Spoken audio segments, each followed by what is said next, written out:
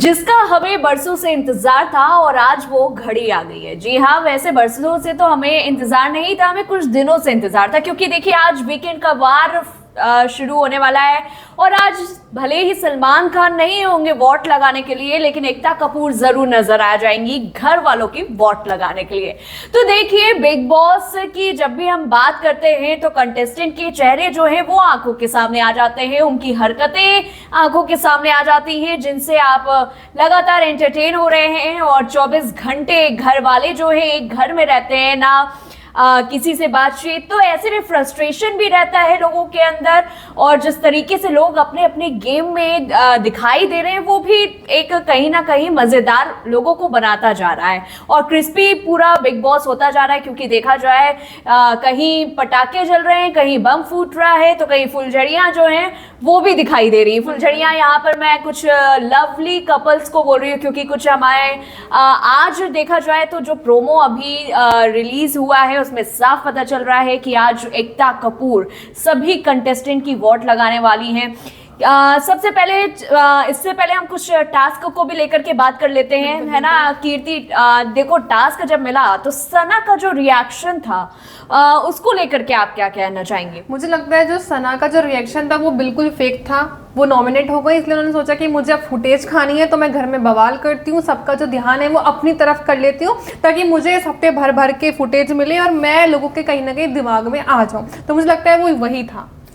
लेकिन फुटेज पाना एक अलग चीज होती है कीर्ति, लेकिन मुझे लगता है ना सना कल जिस तरीके से सना ने अपने आप को प्रेजेंट किया, जिस तरीके से उसने अपने टास्क को प्रेजेंट किया और फिर इसके बाद जिस तरह की उन्होंने हरकतें की, बिहेव किया, इज लाइक ऐसा कि लोग जो थे वो स्कैरी हो रहे थे, उससे डर रहे थे। बिकॉज वो एक ऐसा दिखा रही थी जैसे वो एक मेंटल उसमें चली गई हो। बिकॉज वो सेंटेंस को यूज ही, मतलब जिस तरीके से वो सेंटेंस यूज कर रही थी, अब्यूज लैंग्वेज यूज कर रही थी। और उन्होंने ईशा के बाल भी पकड़े थे कहने के लिए। मुझे लगता है कि वो कहने के लिए सिर्फ माइंड कोच है, बल्कि उन्हें खुद एक माइंड कोच की जरूरत है। जिस तरीके से उन्होंने घर में एकदम बहुत ही गंदी तरीके से बिहेव किया, कहीं बाल ईशा के उखाड़ने की कोशिश करी, की कॉफी फेंकने की भी कोशिश करी, तो कई चीजें उन्होंने इतनी गंदी करी है कि शर्म आती है एज अ व्यूअर देखकर।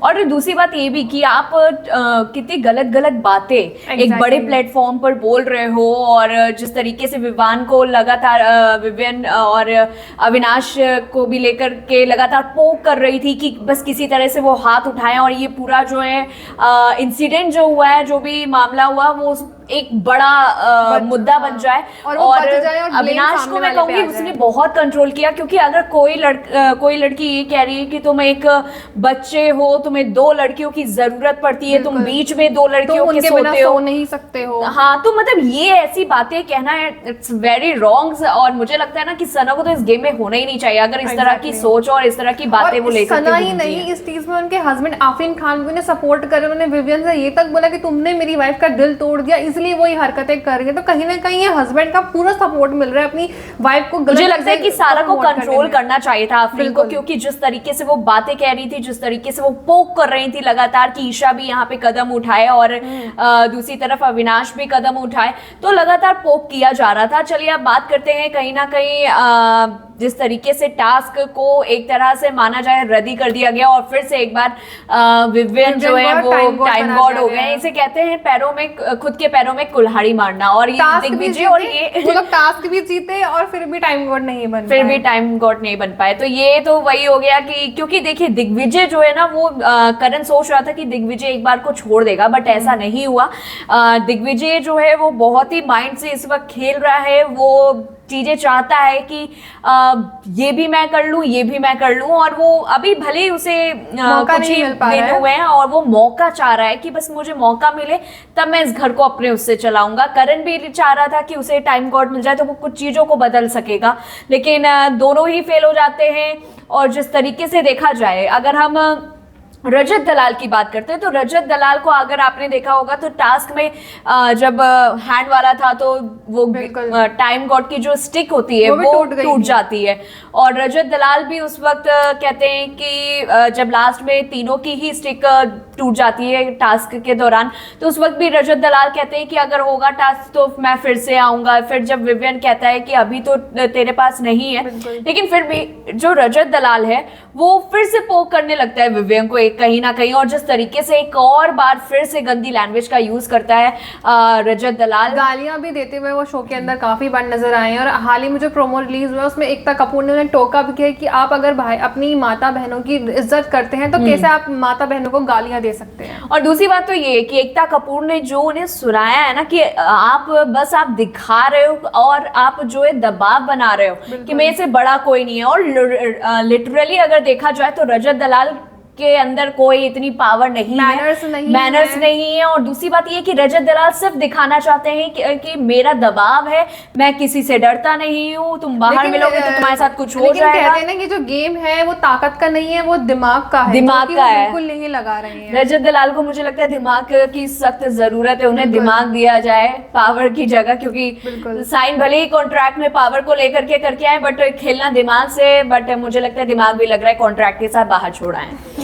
और अगर हम बात करते हैं सबसे हॉट टॉपिक जिसका घर में छिड़ा रहता है वो है चाहत पांडे। चाहत पांडे जो हमेशा एक वुमेन कार्ड खेलती हुई आई हैं, उनपे भी एकता कपूर ने काफी अच्छे से वोट लगा दी है, उन्हें बोला गया है काफी चीजें। आप बताइए ये बिल्कुल सही हुआ है कि आपके नजरिए से एकदम सही हुआ है? क्योंकि चाहत देखिए सही बात है, वो सबसे ज्यादा दूसरों के मुद्दों पर घुस करके अपना मुद्दा उठाती है कि यार इसने मेरे साथ भी तो ऐसा किया था, इसने मेरे साथ भी तो ये किया था। मेरी वुमेन कार्ड बहुत ज्यादा वुमेन कार्ड बहुत ज्यादा खेलती है। लेकिन चाहत का अभी इस बीच अगर देखा जाए तो जिस तरीके से वो कुछ पॉइंट्स रख रही हैं, अगर जब हम सारा की बात करते हैं कि सारा जब अब्यूजिंग लैंग्वेज यूज कर रही थी, बिहेव एकदम बेकार कर रही थी, तो उस वक्त भी चाहत ने एक साइड ली कि हाँ ये चीज गलत है, ये चीज नहीं होनी चाहिए। मुझे लगता है ना इसमें एक चाहत अपना फायदा देख रही है, क्योंकि उन्हें पता है कि इस हफ्ते जो टाइम कोड है वो विवियन बन चुके हैं, तो अगर वो उनके साइड रह के उनके साइड की बातें बोलेंगे तो कहीं ना कहीं ये उनके लिए फायदा हो सकता है। तो मुझे लगता है कि ये भी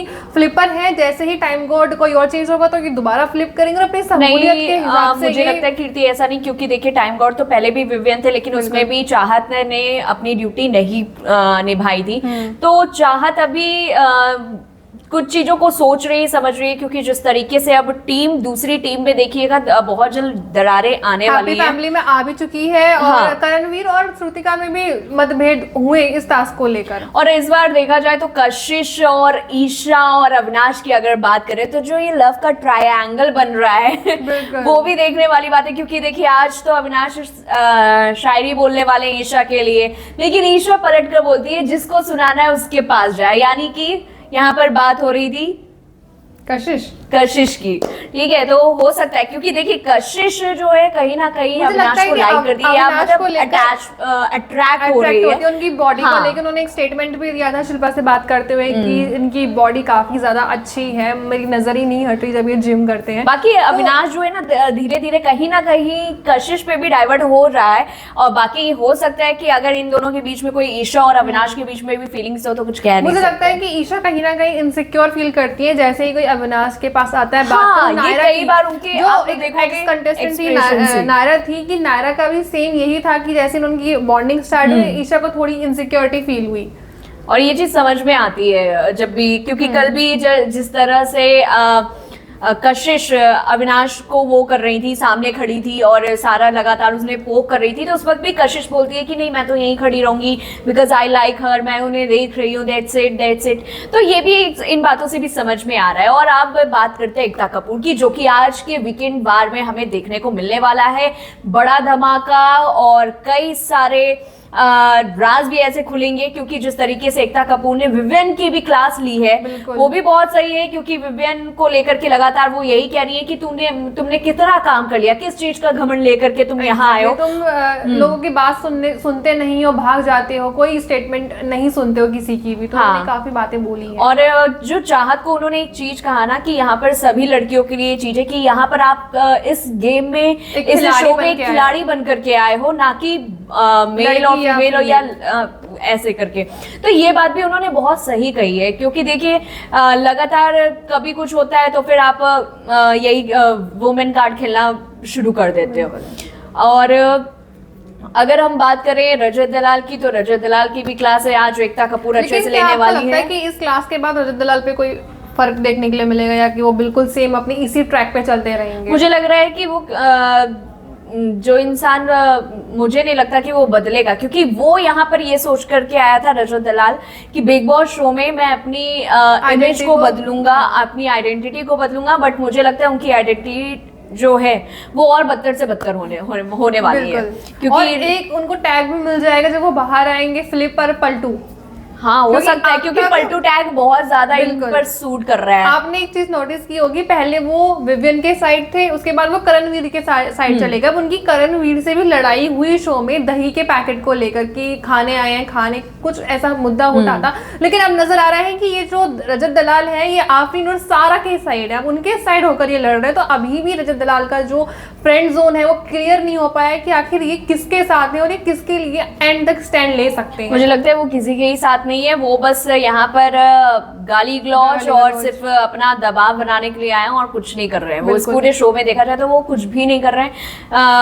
पहले तो वो गलती करते हैं, पहले एक दूसरे के दुश्मन बन जाते हैं, फिर बोलते हैं कि मैं उसकी औकात बताऊंगा, ये आया होगा कहीं का शहजादा, मैं इसको बताऊंगा, इतने शोज करके आया होगा, मैं इसे बताऊंगा, ये यहाँ से डिब्बा बन के जाएगा, और एट द एंड सॉरी। ये तो वही हो गया कि भाई तुमने एक तो इतनी चोट, गहरी चोट दे दी और उसमें बैंडेज लगा के बस हो गया काम कि आपने सॉरी बोल दिया। मुझे तो लगता है कि हर स्टेटमेंट के बाद जो सॉरी बोलते हैं ये अपनी बात के भी पक्के नहीं है। मतलब कोई बंदा अगर आप अपने आप को इतना सुपीरियर दिखा रहा है, उसके बाद फिर गलतियां करो, किसी को बुरे शब्द बोलो, उसके बाद सॉरी, या तो फिर आप उस चीज को मीन करो ना, फिर आप बोलते ही क्यों सॉरी? वही अब देखना होगा, क्योंकि देखो अब आज एकता कपूर का भी है और फिर रोहित शेट्टी फिर से एक बार एंट्री मारते हुए भी नजर आएंगे, क्योंकि देखा जाए सलमान खान जो है वो शूटिंग पे थोड़ा बिजी चल रहे हैं। लेकिन सलमान खान जब आएंगे तो पुराने मुद्दे भी फिर से एक बार उठेंगे, और जिस तरीके से सारा की हरकतें हैं, आपको क्या लगता है कि सारा ने जो किया ईशा और अविनाश के साथ, क्या वो सही है? और जिस तरीके से एकता कपूर दूसरी तरफ पूरे घर वालों की क्लास लगा रही हैं, इसको लेकर के आपकी क्या कुछ राय है हमें कमेंट बॉक्स में बताएं, और जल्दी से सब्सक्राइब कर लीजिए चैनल। अब दीजिए इजाजत, नमस्कार।